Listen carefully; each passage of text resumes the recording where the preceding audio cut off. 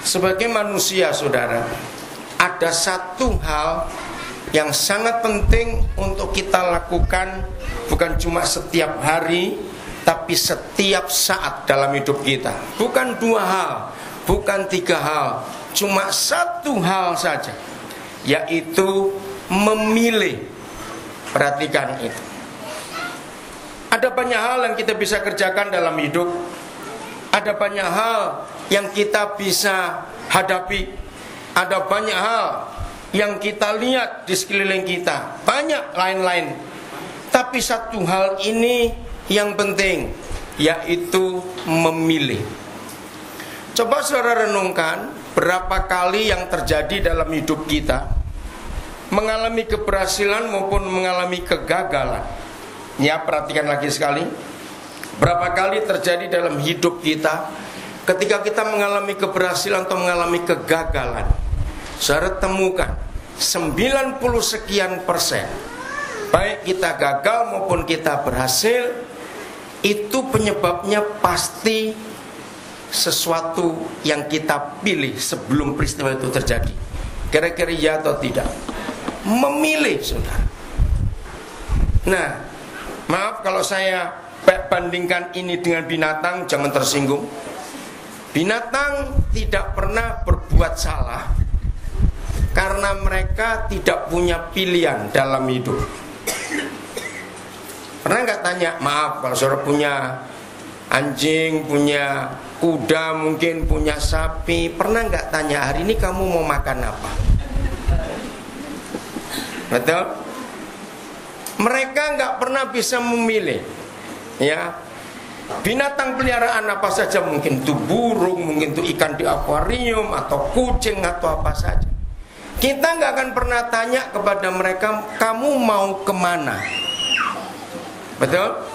Karena mereka tidak pernah punya pilihan dalam hidup, maka itu mereka tidak bisa berdosa. Karena hidup mereka cuma satu arah saja, nggak ada pilihan lain. Nah, ini yang kita harus kenali dalam hidup kita, pilihan. Saya ulangi lagi, hanya ada satu hal penting dalam hidup kita, dan ini akan menentukan ke depan itu kita gagal atau berhasil, kita akan jadi apa, yaitu ketika kita harus memilih. Kalau ada di antara saudara yang sering gagal, dan kegagalan itu karena saudara sering salah pilih, jangan saudara menyalahkan Tuhan. Kenapa aku nggak jadi seperti binatang aja, nggak punya pilihan, sehingga aku nggak gagal atau aku nggak jatuh dalam dosa? Nggak bisa. Kenapa? Karena justru pilihan itulah yang menunjukkan bahwa kita ini milik Tuhan dan ciptaan Tuhan. Kenapa? Karena kepribadian Tuhan, gambar Tuhan ada dalam hidup kita.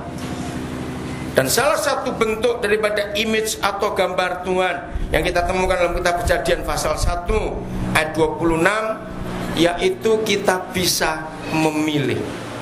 Itu sebabnya ujian pertama yang Bapa beri kepada manusia adalah pilihan. Ada banyak yang bisa dimakan, tapi satu yang Tuhan bilang jangan dimakan. Bukan Tuhan mau menjatuhkan, tidak, tapi itu yang harus kita kerjakan dalam kehidupan kita. Maka itu hari-hari ini siapa yang sedang kecewa, sedang marah, sedang jengkel, ya, karena sesuatu yang terjadi sebelumnya, stop marah, stop jengkel. Biasanya kalau orang marah atau jengkel pasti ada korbannya. Betul?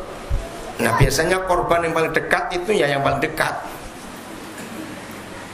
Kalau saudara jengkel atau marah karena satu dua hal yang tidak enak atau kegagalan yang saudara alami akhir-akhir ini, kalau tidak ada orang yang bisa saudara salahkan, maka saudara pasti akan menyalahkan Tuhan.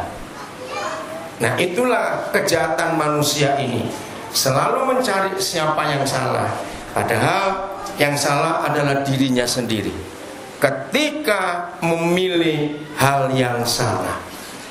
Maka itu mulai hari ini kita belajar, sebelum kita buat apa saja, Ya, sebelum kita buat apa saja, pilihan itu menentukan. Saudara mau marah, sebelum marah mikir dulu. Ya, saudara mau SMS seseorang, sebelum SMS mikir dulu, milih kata-kata yang tepat. Ya, sebelum buat apa saja. Saya akan tunjukkan ayat yang pertama ini supaya kita menang dalam segala hal yang Tuhan sediakan buat kita. Mazmur pasal 30. Mazmur pasal 30. Kita lihat satu ayat ini dulu. Mazmur pasal 30 ayat yang sebentar.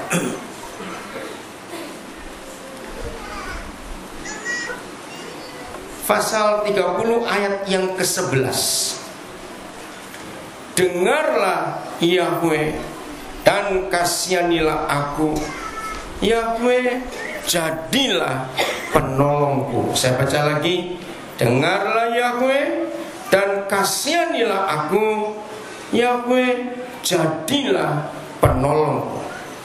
Kalau kita mau baca ayat ini, pemazmur ini sedang minta tolong, itu jelas. Tapi yang kita mau pelajari dari ayat ini bukan pemazmur ini minta tolong, bukan itu. Kira-kira kalau saudara menjadi pemazmur ini lalu mengatakan dua kalimat ini, kira-kira posisi kita dalam keadaan apa? Ngerti pertanyaannya? Kira-kira posisi kita dalam keadaan apa? Dengarlah Yahweh dan kasihanilah aku. Yahweh, jadilah penolongku. Dalam posisi apa? Ada masalah, kita terjepit. Nah, di dalam kondisi seperti itu, saudara dan saya bisa memilih. Maka itu kalimat terakhir, jadilah penolongku. Bisa nggak minta tolong orang lain? Jawab, bisa nggak minta tolong orang lain? Oh, Lora, pinter kamu jawab. Ya bisa, betul Lora. Bisa. Tapi pemazmur memilih, Yahweh Tuhan, jadilah penolongku. Maka itu sebelum kita memutuskan apa-apa, belajarlah untuk mikir dulu memilih apa atau memilih siapa. Dalam keadaan seperti itu, saudara. Nah, pilihan yang Tuhan hadapkan kepada kita dalam suatu situasi yang bagaimanapun juga, maka pilihan itu menentukan. Ya, sebelum berbuat apa saja, hal kecil maupun hal besar, pilihan itu selalu harus kita pikirkan.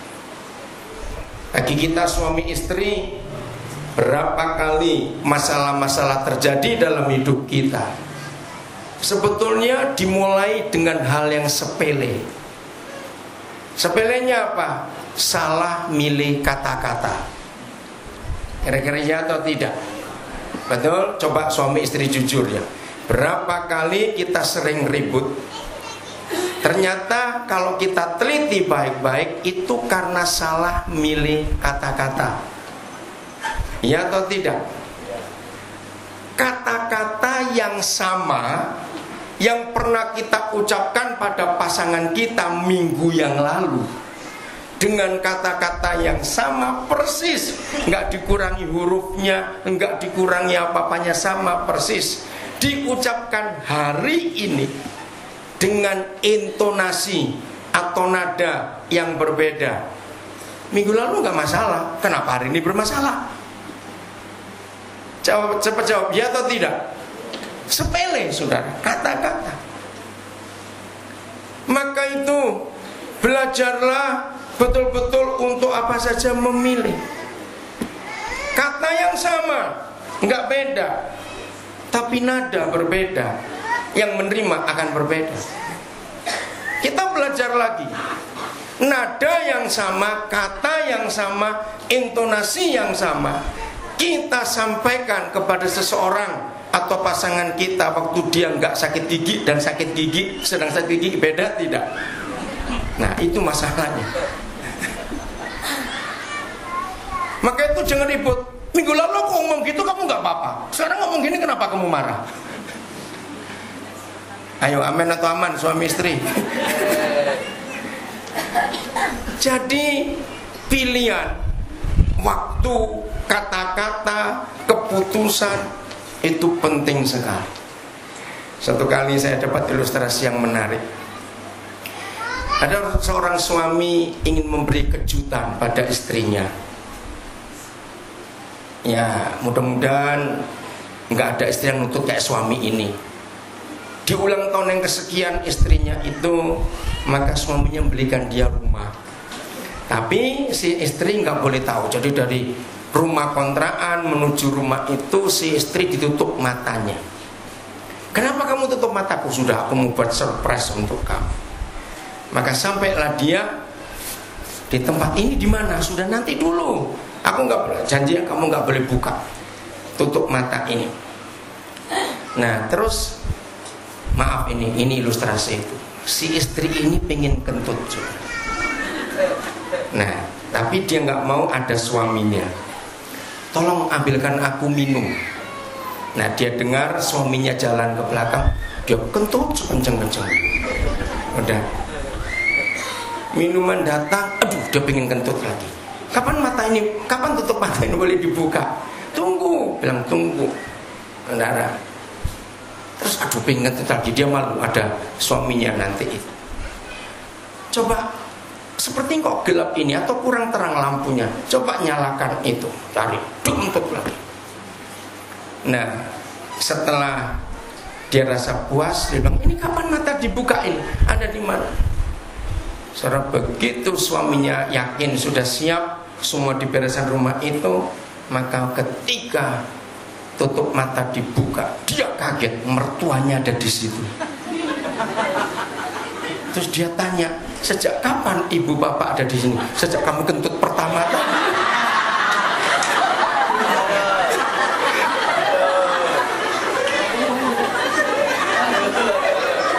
Saudara bisa bayangkan. Nah, jadi jangan lagi ngomong, mau kentut aja milih, saudara, di mana? Amin. Itu sebabnya untuk apa saja dalam hidup ini pilihan itu penting. Ya, jadi apa saja, saudara. Maka itu kalau pemazmur ini memilih Yahweh jadilah penolongku, itu artinya dia bisa minta yang lain jadi penolongnya. Betul? Pilihan ada pada keputusan kita. Kalau kita memutuskan yang salah, memilih yang salah, maka hasilnya akan menakutkan sekali. Nah, ayo jujur sebagai manusia. Seringkali kecenderungan kita memilih itu dengan apa? Ini penting. Ayo, waktu kita memilih apa yang membuat kita memutuskan milih A atau milih B atau milih C? Apa itu namanya? Sebelum kita memilih ada sesuatu, dan itu menjadi dasar untuk kita itu memilih. Kenapa ada A, B, C, D? Kenapa kita milih yang C? Kenapa nggak milih yang A? Mungkin orang lain bisa milih yang B. Beda-beda. Nah, itu loh apa namanya yang mendasari kita untuk memutuskan milih yang ini di antara sekian banyak. Motivasi. Motivasi itu penting sekali. Orang yang tidak punya motivasi, dia pasti nggak bisa milih apa-apa, karena dia nggak tahu mana yang mau dipilih. Nah, motivasi itu sangat menentukan pilihan kita di bagian mana. Saya lanjutkan lagi. Motivasi sudah betul. Ayo jujur. Yang paling besar dalam hidup kita untuk memilih sesuatu, kita termotivasi dengan apa? Ya, dengan apa? Ayo, biasanya motivasi kita milih dengan apa? Ayo jawab, coba mikir. Seringkali motivasi terbesar kita untuk memilih adalah ke diri sendiri. Betul, ke diri sendiri. Nah, motivasi ke diri sendiri itu hampir 100% jumlahnya berbentuk aku untung atau rugi kalau mengambil ini atau memilih. Betul atau tidak, saudara? Berarti untuk memutuskan sesuatu, untuk memilih, maka sangat ditentukan oleh motivasi di hidup kita ini. Maka itu 99, sekian puluh persen manusia memilih sesuatu dengan dasar motivasi pasti menguntungkan diriku atau tidak. Di antara kita ada saudari Mega dari Jakarta. Dia cukup lama jadi sekretaris pelayanan pesat yang ada di Jakarta. Dia sempat juga mengurusi keuangan. Maka itu ketika dia tiba di Nabire Selasa yang lalu, dia baru ketemu Cik Mary pertama kali. Langsung saya tanya, kesanmu apa ketemu Cik Mary pertama? Ya, pertama dia bilang waktu kalau dengar telepon, ini orang galak betul. Tapi setelah ketemu bagaimana? Kok nggak galak ya? Nah kemarin pertama kali Mega kami ajak ke Pondok Pendamai di rumah Pak Edo. Nah di situ saya cerita pengalaman beli rumah itu dari Pak Matio. Terus setelah kami lewat jembatan Malompo, saya beritahu, nah ini loh, waktu saya bilang saya memilih rumah yang sekarang jadi Pondok Pendamai itu ada dua pilihan. Satu, rumah kalau saudara dari Sirim ini begitu lewat jembatan Malompo, jembatan Kembar, sebelah kiri rumah pertama. Nah itu dulu ditawarkan, saya masih ingat. Rumah itu ditawarkan itu tahun 93. Itu minta 27 juta. Pinggir jalan, rumah tanahnya lebih luas. Dibanding rumah pondok, waktu itu harganya 32 sekian juta. Di lorong lagi di dalam. Nah saya cerita kepada Mega, kenapa saya memutuskan memilih yang di pondok. Karena saya tanya kepada Bapak di surga, dari dua rumah ini, kalau pakai logika manusia, nggak usah tanya Tuhan, ya milih jalan besar dong, yang di Malompo itu. Tapi enggak, saya mau tunggu Bapak di surga menentukan yang mana. Itu cara saya hidup. Ternyata jelas sekali Yahweh Tuhan ingin supaya kita beli rumah yang ada di pondok sekarang ini. Saya tanya kenapa harus milih rumah itu. Itu yang mengagetkan, karena itu dekat rumah sakit. Langsung saya tahu. Bayangkan tahun 93, daerah Serim ini masih sepi. Kalau malam betul-betul gelap, orang ke daerah sana. Tahu motivasinya yang Tuhan berikan? Supaya kalau ada orang perlu, jam berapa saja ada pasien, semuanya itu. Saudara, maka orang-orang tahu ada rumah hamba Tuhan di situ. Maka itu tanya Pak Edo, tanya Ening, dan tanya semua tim yang pernah tinggal di situ. Berapa kali mereka tinggal di situ diketuk orang, mau jam berapa saja. Saya masih ingat waktu Abia, anaknya almarhum Mas Tri dengan Mbak Ida lahir. Saya ada di rumah sakit itu. Bayangkan rumah sakit umum daerah, nggak ada air panas. Airnya mati malam itu, harus lari-lari cari ember, nampung air. Itu tahun 95. Nah itulah motivasi yang ada. Maka itu belajar saudara, melihat motivasi itu bukan dari kepentingan kita sendiri, tapi dari kepentingan Tuhan. Mari kita baca ayat itu. Filipi pasal 2 ayat 21. Nah, semua orang yang rajin tersinggung. Rajin kok tersinggung? Ada nggak kira-kira? Terus cepat jawab, ada tidak? Banyak, bukan ada, salah. Orang yang rajin tersinggung karena dia memilih dan memutuskan yang salah dalam hidupnya.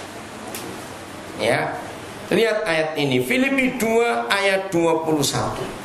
Kalau semua kita dalam hidup motivasi kita adalah untuk untungnya siapa, maka kita nggak akan kalah. Saya baca, sebab berapa orang, nah ini masalahnya.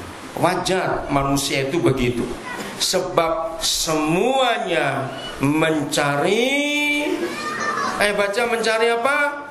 Kepentingannya sendiri, bukan kepentingan Kristus Yesus. Ini masalah. Saya ulangi lagi, dalam mengambil dalam memilih, untuk memutuskan memilih A atau B atau C, dan tergantung situasinya ada berapa banyak pilihan. Jangan pernah menggunakan ukuran manusia normal yang selalu untung berapa, ya nanti untung berapa. Putusan kita, motivasi kita untuk memilih harus berdasarkan Papa di surga untung atau tidak. Ini untuk kepentingan siapa? Maaf saya cerita, biar Tuhan yang tahu dalam kemuliaan ini. Hari Rabu malam yang lalu, semua kepala-kepala sekolah dari kepala sekolah taman kanak-kanak sampai SMA bersama dengan Departemen Pendidikan di Yayasan Pesat, kami ada rapat. Rencana membicarakan SMK warga Nabire supaya diketahui, puji Tuhan, bahwa Senin minggu yang lalu, tanggal berapa itu ya? Jadi bukan Senin yang kemarin, minggu yang lalu, Kementerian Pendidikan Kabupaten Nabire sudah mengeluarkan izin resmi bahwa Pesat dipercaya untuk mendirikan sekolah menengah kejuruan. Ada 2 jurusan yang dipilih oleh pemerintah sendiri, akuntansi dengan komputer. Nah, secara manusia kami belum siap. Mungkin kalau guru-guru SDM sudah siap, kita tahu ada cukup guru-guru di bidang itu. Tapi sarana prasarana yang lain. Akhirnya waktu sebelum izin diberikan, Pak Edo, Pak Novi, saya nggak tahu Pak Tapenson siapa lagi, membawa berapa pejabat dari pendidikan itu melihat lokasi-lokasi pesat yang ada untuk memilih mana yang tepat sebelum izin dikeluarkan. Akhirnya keluar, maka itu kami harus ada pembicaraan. Bagaimana ini kepercayaan pemerintah? Ya, maunya pemerintah minta tahun ajaran 2013-2014 ini segera dijalankan. Tapi lihat kesanggupan kami nggak mampu. Tapi kalau ditunda tahun 2014 baru ada, maka kita salah. Kepercayaan pemerintah kita abaikan. Jadi putusannya harus dibuat tahun ajaran ini. Maka itu saya ingin warga Nabire yang berbahagia. Maaf ya kalau saya katakan kalimat ini. Jangan cuma Pesat yang dapat kemuliaan. Ayo semua terlibat. Amin. Karena ini bukan untuk Pesat. Ingat itu. Nah, saudara, setelah diputuskan itu, ternyata nggak segampang itu. Ruangannya mana? Jadi pemerintah sudah minta untuk tahun pertama biar pakai yang di Kalibobo. Tapi untuk pakai Kalibobo, maka untuk SD, untuk SMP, untuk SMA itu kurang ruang. Jadi harus bergeser semua. Ini kan satu kesatuan. Nah, akhirnya diputuskan dalam pertemuan itu hal yang sangat luar biasa. Maka itu saudara, kita belajar untuk kepentingan siapa. Perombakan besar terjadi. SD harus dirobohkan, di samping atap juga sudah banyak yang jebol. Nah, untuk menambah bangunan lagi harus di tingkat itu, dan itu sambung dari depan jalan, ya, tanah sudah dibeli sampai ke belakang, itu ada 90 meter panjangnya, akan ditingkat itu dulu. Kalau itu jadi, maka kelak sekolah yang lama akan dirobohkan. Nah, untuk ke situ SMP SMA pun harus dirombak. Lalu dipikirkan bangunan yang di belakang masih ada tanah kosong, maka kantin, WC harus dipindah semuanya bergeser ke belakang. Dan bayangkan harus dikerjakan dalam waktu sekian bulan ini. Juli harus selesai. Tapi untuk SD kita bisa tunda dulu. Yang penting SMP SMA. Nah, dalam pembicaraan itu muncul TK Agape. Sudah nggak memadai juga, harus dibongkar juga. Nah, putusannya pindah ke tanah Yudea sana. Baru saya ngomong itu, lalu TK Sekina yang di Kusuma Bangsa bilang, wah ini permintaan orang tua murid untuk masuk TK kita dengan besar. Jadi kita harus cari tanah lagi untuk ke depan tahun ini. Nah, kami mengincar tanah yang pas di depannya TK Sekina itu. Maaf saya cerita ini semuanya. Saudara, kami belajar dengan Papa di surga, melangkah untuk menyelesaikan pekerjaan Tuhan. Kami tidak pernah mengukur kemampuan diri kami sendiri. Dengarkan ini. Kalau kami mengukur kemampuan kami dengan sebesar itu dalam sekian bulan, mau bagaimana? Nggak mungkin ada. Cimeri sebagai bendara, saudara boleh tanya. Bersyukur pada guru-guru yang selalu siap untuk berkorban. Nah, yang saya mau ceritakan begini, maaf ya saudara, mau tidak mau, bukan saya mau sombong, tidak, bukan saya merendahkan pengurus atau saudara warga Nabirit, tidak. Pokoknya dalam semua urusan pengembangan pelayanan di Papua ini, maaf, sebagian besar pasti saya yang harus berjuang untuk dapat duit itu. Nah, ini yang saya mau katakan, saudara, maaf, kalau toh saya nggak ngurusin Papua, maaf ya, kalau saya tidak ngurusin Papua, ya secara logika pasti pusing, pasti berat semuanya itu. Saya sudah enak, banyak gereja, banyak negara yang mengundang saya untuk pelayanan. Maaf ya, jangan mikir yang macam-macam. Saya nggak usah repot-repot, hanya khotbah saja. Uang itu masuk berkat Tuhan. Kalau saya mau cari kepentingan saya sendiri. Maka itu saya ingin berkata kepada saudara-saudara para pengusaha di Nabire ini. Saya harap saudara tidak hanya melihat dan mendengar apa yang Tuhan kerjakan lewat kami Yayasan Pesan, tapi kami ingin iman ini kami bagikan kepada saudara juga. Kok nggak ada yang ngamen? Yang sudah berjuang selama ini bersama-sama, puji Tuhan, teruskan ini. Swameka, Venus kemarin saya memberitahu izin 1 langkah lagi akan selesai, dan ada di antara saudara yang membantu luar biasa untuk Swameka radio itu. Nah, ayo kita lanjutkan. Nah, kenapa saya sepertinya bilang kamu tuh kok cari susah, kok cari repot? Enggak, saya nggak pernah merasa disusahi, saya nggak pernah merasa direpoti, asal itu untuk pekerjaan Tuhan. Karena Tuhan Yesus berkata, kuku itu enak, bebanku itu ringan. Nah, saudara, saya nggak merasa berat. Maka itu saudara tiap kali ketemu saya, apa saudara lihat saya stres? Saya nggak pernah stres. Mikirkan begitu banyak hal yang perlu dikerjakan ini. Kenapa? Karena saya tahu ini untuk kepentingan siapa. Saya takut mengerjakan sesuatu untuk kepentingan saya sendiri. Saya takut. Maka itu dalam hidup ini, ayo kita melakukan sesuatu yang luar biasa. 3 minggu yang lalu saya masih ada di Amerika. Waktu saya di Los Angeles ketemu dengan rekan pendeta. Yang terakhir kali saya ketemu dia itu tahun 91. Ya, dia itu pendeta di Honolulu, di Hawaii sana.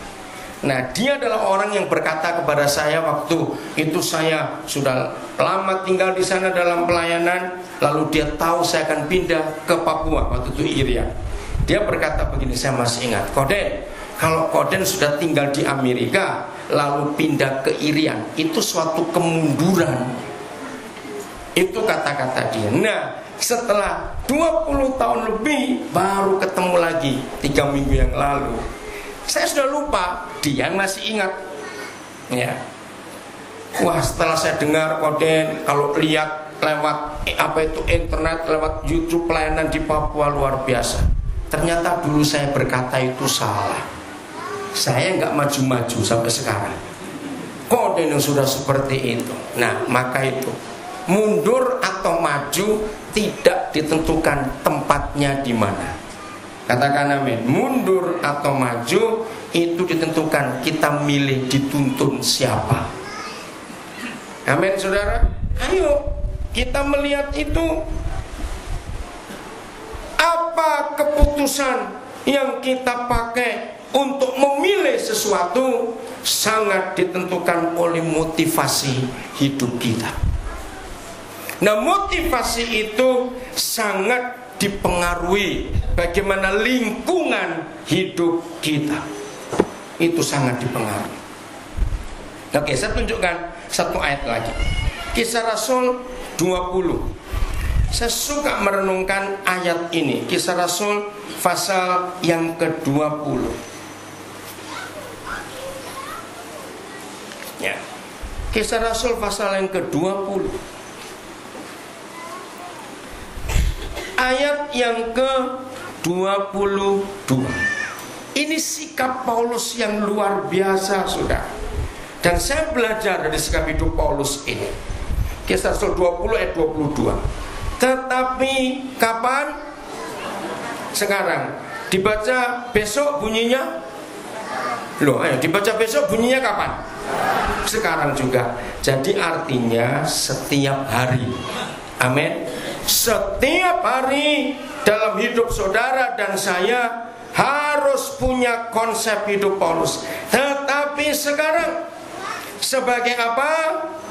Tawanan roh. Aku pergi ke Yerusalem dan aku tidak tahu. Nah, saya itu makin belajar tentang hidup Paulus, saya itu makin menemukan hal yang luar biasa. Saya mau tambahkan satu kata penting di ayat ini. Lalu saudara akan lihat bedanya apa. Ya, saya baca normal. Tetapi sekarang sebagai tawanan roh, aku pergi ke Yerusalem dan aku tidak tahu apa yang akan terjadi atas diriku di situ. Saya tambahkan kata ini. Tetapi sekarang sebagai tawanan roh, aku pergi ke Yerusalem dan aku tidak mau tahu apa yang akan terjadi atas diriku di situ. Saudara ketemu bedanya? Tidak tahu dan tidak mau tahu. Bedanya di mana? Padahal Paulus tahu kalau dia ke Yerusalem saat itu, saya baca dulu ayat 23, perhatikan. Ya, kalau dia pergi ke Yerusalem, ini yang dia tahu. Selain daripada yang dinyatakan Roh Kudus kepadaku, maksudnya dari kota ke kota, apa yang menanti dia? Baca apa yang menanti dia? Penjara dan sengsara menunggu aku. Dia tahu kalau dia ikuti Roh Kudus, maka yang terjadi adalah kesulitan dan penderitaan dalam hidupnya. Dia tahu. Ayo jujur, Paulus bisa milih enggak untuk tidak ke sana? Bisa. Maka itu saya suka menambahkan satu kata, aku tidak mau tahu. Artinya enggak peduli apa saja yang enggak enak, asal dengan Roh Kudus aku mau pergi. Nah, masalahnya sekarang, saudara sebagai tawanan siapa? Matius 4 ayat 1. Matius 4 ayat 1. Jadi setelah rapat itu selesai hari Rabu malam, istri saya sudah tidur, Mega juga sudah tidur, Irul juga sudah tidur di rumah. Sambil saya nunggu telepon, saya tuh merenung. Ya. Nah, itu hebatnya tim dalam pelayanan ini. Maaf ya saudara, ini penting. Sejak awal kami pelayanan, kami itu nggak pernah ngitung anggaran atau budgetnya, sebab yang dihitung nggak pernah ada. Kami cuma tahu gambaran besar. Mesti SD begini, SMP begitu, nanti TK TK AKP begini, TK sekian besar. Nah, saya tuh merenung waktu sendiri karena yang lain sudah tidur di rumah itu. Lalu saya tersenyum pada Bapa di surga. Ya, sekian banyak tahun. Ya, tahun ini tahun ke-41 saya jadi hamba Tuhan. Sekian banyak tahun, Papa itu nggak pernah mengecewakan sama sekali. Amin. Dan itu luar biasa. Apalagi kalau kita kerjakan apa-apa untuk kepentingan dia, jangan pernah takut untuk melangkah. Kepada saudara-saudara semua anggota komunitas, bangga saya dengan kalian semuanya. Nggak pernah mikir itu, pokoknya berjalan dengan Tuhan. Matius 4 ayat 1. Perhatikan. Maka Tuhan Yesus dibawa oleh siapa kemana, untuk apa? Ayo baca, dibawa oleh siapa? Roh Kudus. Kemana? Untuk pesta. Untuk apa? Ayo, dicobai iblis.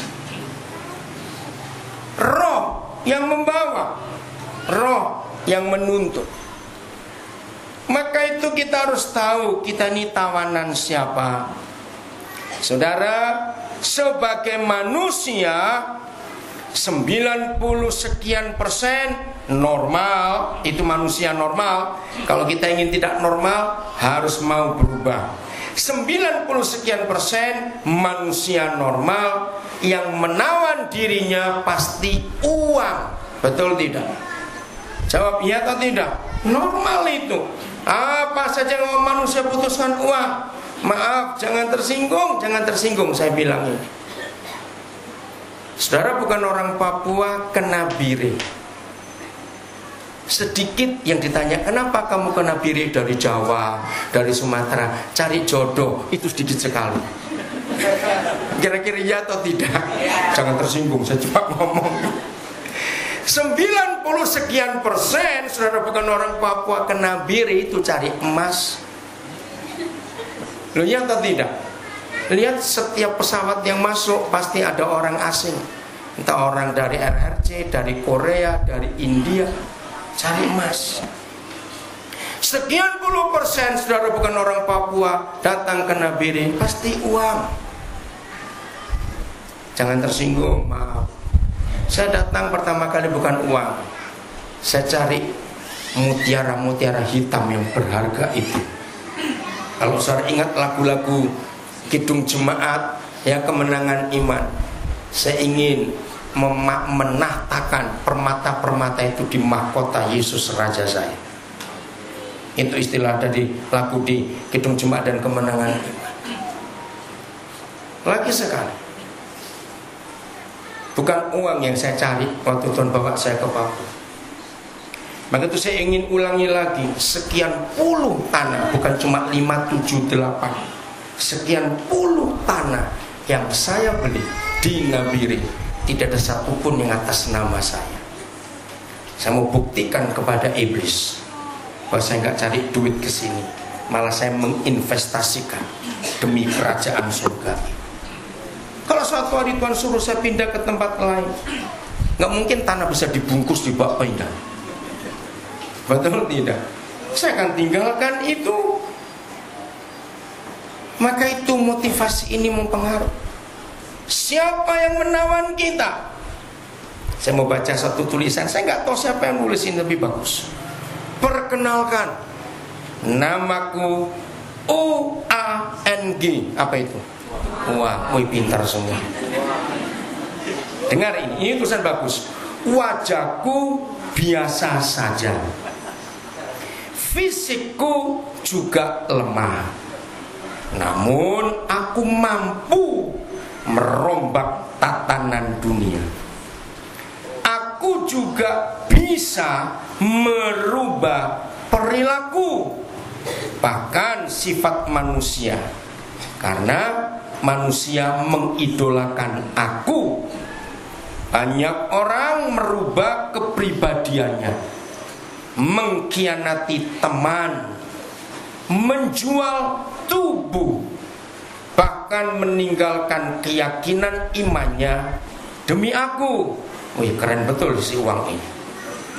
Aku tidak mengerti perbedaan orang saleh dan orang bejat, tetapi manusia memakai aku menjadi patokan derajat, menentukan kaya, miskin, terhormat atau terhina.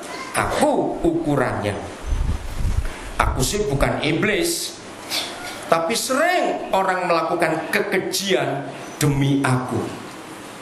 Aku juga bukan orang ketiga, tetapi banyak suami istri pisah gara-gara aku. Keren betul ini si uang. Anak dan orang tua berselisih gara-gara aku juga. Sangat jelas juga aku bukan Tuhan, tetapi manusia menyembah aku seperti Tuhan.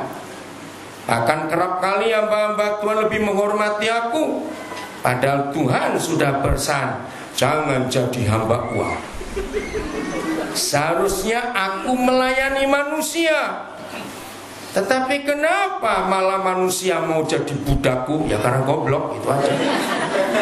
Aku tidak pernah mengorbankan diriku untuk siapapun, tetapi banyak orang rela mati demi aku. Ngeri ini, saudara. Perlu aku ingatkan, hai manusia, aku hanya bisa menjadi alat bayar resep obat Anda, tetapi tidak mampu memperpanjang hidup Anda. Kalau suatu hari Anda dipanggil Tuhan, sorry, aku tidak akan bisa menemani Anda, apalagi menjadi penebus dosa-dosa Anda. Anda harus menghadap sendiri kepada Sang Pencipta, lalu menerima penghakimannya. Saat itu Tuhan pasti akan hitung-hitungan dengan Anda. Apakah selama hidup Anda menggunakan aku dengan baik, atau sebaliknya menjadikan aku sebagai Tuhan? Apa kata Tuhan tentang kekayaan atau uang? Jangan bersusah payah untuk menjadi kaya. Tinggalkan niatmu ini. Berkat Tuhanlah yang menjadikan kaya, susah payah tidak akan menambahinya. Janganlah kamu menjadi hamba uang, dan cukupkanlah dirimu dengan apa yang ada padamu. Ini informasi terakhirku dan sangat penting. Aku tidak ada di surga, jadi jangan cari aku di sana. Saya nggak tahu yang nulis ini siapa, saudara, tapi saya setuju. Maka itu mengapa Tuhan Yesus mengatakan yang susah masuk surga adalah, maka itu jangan bikin kaya, susah masuk surga. Jadilah kaya untuk orang lain. Maaf, lagi sekali, saya sangat kaya, saya bisa beli rumah begitu banyak. Maaf, betul tidak, saudara? Tapi saya tidak pernah punya kekayaan, sebab itu bukan milik saya. Kemarin malam seorang tanya kepada saya setelah melewati ATM Mega, Danamon, BNI, kok nggak mampir, katanya. Masa nggak tahu? Kalau saya nggak mampir pasti nggak ada isinya, gitu aja. Saudara, orang itu nggak percaya kalau saya ini sering miskin tapi juga sering kaya. Nggak ada potongan miskin begini. Karena ayat ini yang saya pakai untuk hidup. Maka itu ketika saya dapat ilustrasi uang ini, saya bersyukur kepada Tuhan. Maaf, karena saya sudah menaklukkan dia di bawah telapak kaki saya. Maka itu yang masih ketakutan kalau nggak ada duit, hari ini bertobatlah. Ingat loh, jangan cari aku di surga. Itu pesannya uang. Ya, jadi kalau dia nggak ada di surga, dia ada di mana? Ya, pilih sendiri sudah. Maka itu Yesus berkata, orang kaya susah masuk surga karena nggak dipakai untuk memberkati banyak orang. Motivasi kita lagi sekali yang menentukan kita ini memilih apa dalam hidup. Siapa yang kita pilih dalam hidup ini? Bagian terakhir, karena kita akan menikmati tubuh dan darah Yesus hari ini, sambil kita periksa hidup kita sungguh-sungguh. Yeremia pasal yang ke-18. Yeremia pasal yang ke-18.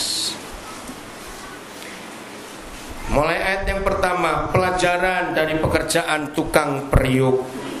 Ini yang kita harus ambil. Firman yang datang dari Yahweh kepada Yeremia bunyinya, pergilah dengan segera ke rumah tukang periuk. Di sana Yahweh Tuhan mau ngapain dengan Yeremia? Baca, mau apa? Di sana Bapa di surga akan apa? Memperdengarkan perkataan-perkataanku kepadamu. Saya bersyukur ada kejadian yang luar biasa ini. Pergilah. Yeremia bisa milih nggak untuk nggak pergi? Bisa. Waktu Tuhan Yesus bergumul di Taman Getsemani, sebelum dia ditangkap malam itu dan besok disiksa lalu dibunuh, doanya sangat mengerikan. Yang sering kita dengar, Papa kalau boleh cawan ini lalu daripadaku. Nah, saya mau pakai bahasa sehari-hari. Kalau saya pakai bahasa sehari gini, jangan tersinggung ya. Papa, adakah cara lain untuk menyelamatkan bajingan-bajingan ini? Jangan tersinggung. Betul tidak? Kita ini jahat atau tidak, saudara? Sangat jahat. Adakah cara lain, Bapak, untuk menyelamatkan penjahat-penjahat ini di dunia? Apakah cuma cara ini aku harus mati seperti itu? Berarti Tuhan Yesus mau milih enggak? Betul, dia mau milih. Ada cara lain enggak? Apakah aku harus minum ini? Cawan dalam arti zaman itu adalah semua orang yang divonis mati oleh kerajaan Roma langsung diberi cawan anggur pahit, saudara. Dan tandanya dia mati. Maka itu Tuhan Yesus pakai terminologi hukum Romawi. Ada enggak cara lain? Dia bergumul untuk sekian saat, enggak disebut berapa saat, menit, jam, kita tidak tahu. Lalu setelah dia yakin enggak ada pilihan, maka dia berkata, kalau begitu bukan kehendakku, tapi kehendakmu yang jadi. Artinya apa? Ya sudah, aku enggak bisa milih lagi. Aku ikuti apa yang Papa mau. Mati dia. Bayangkan kalau Tuhan Yesus sendiri yang adalah Tuhan, tapi harus milih, saudara. Apalagi kita milih. Pergilah Yeremia ke rumah